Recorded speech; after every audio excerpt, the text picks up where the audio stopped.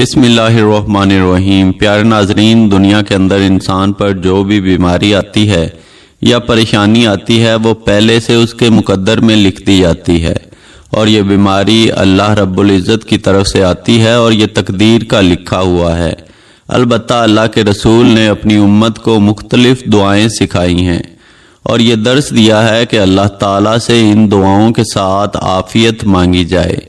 اللہ کے نبی کی بتائی ہوئی دعاؤں میں اللہ رب العزت نے بڑی طاقت رکھی ہے، بڑی تاثیر رکھی ہے، اور دعا کے بارے میں فرمایا دعا میں ایسی طاقت ہے جو تقدیر کو بھی بدل سکتی ہے۔ اللہ کے کلام اور نبی کریم صلی اللہ علیہ وآلہ وسلم کی بتائی ہوئی دعاؤں میں بڑی طاقت ہے۔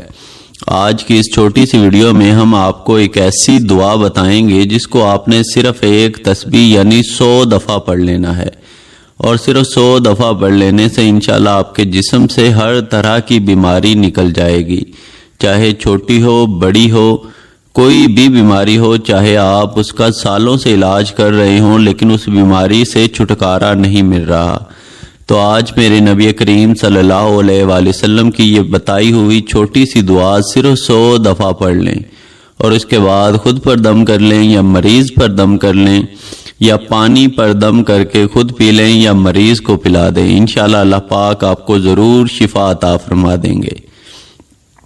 تو چلتے ہیں آج کے وظیفے کی جانب۔ تو اس وظیفے کو آپ نے کس طرح سے کرنا ہے؟ اس وظیفے کو آپ کسی بھی وقت کر سکتے ہیں، چاہے دن ہو یا رات۔ ایک تسبیح آپ نے 100 دانوں والی اپنے دائیں ہاتھ میں پکڑ لینی ہے، اور اس پر پڑھنا کیا ہے نوٹ فرما لیں۔ سب سے پہلے آپ نے 3 مرتبہ درود ابراہیم پڑھنا ہے، اور اس کے بعد آپ نے تسبیح کے ہر ایک دانے پر یہ دعا جو آپ کی اسکرین پر نظر آ رہی ہے، اس دعا کو آپ نے تسبیح کے ہر ایک دانے پر 1 مرتبہ پڑھنا ہے۔ دعا کیا ہے میں آپ کو پڑھ کر بھی سنا دیتا ہوں۔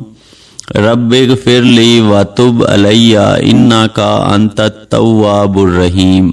اس کو آپ نے ہر ایک دانے پر پڑھنے کے بعد آپ نے پانی پر یا مریض پر یا خود پر دم کر دینا ہے۔ انشاءاللہ اس وظیفے کو چند ہی دن کر لینے سے آپ دیکھیں گے کہ آپ کی بیماری جو ہے وہ پہلے جیسی نہیں رہے گی، آپ کی بیماری آہستہ آہستہ انشاءاللہ ختم ہو جائے گی۔ اس وظیفے کو خود بھی کر لیں اور اپنے بھائیوں بہنوں اور دوست احباب کے ساتھ بھی لازمی شیئر کر دیں تاکہ ان کو بھی فائدہ حاصل ہوتا رہے۔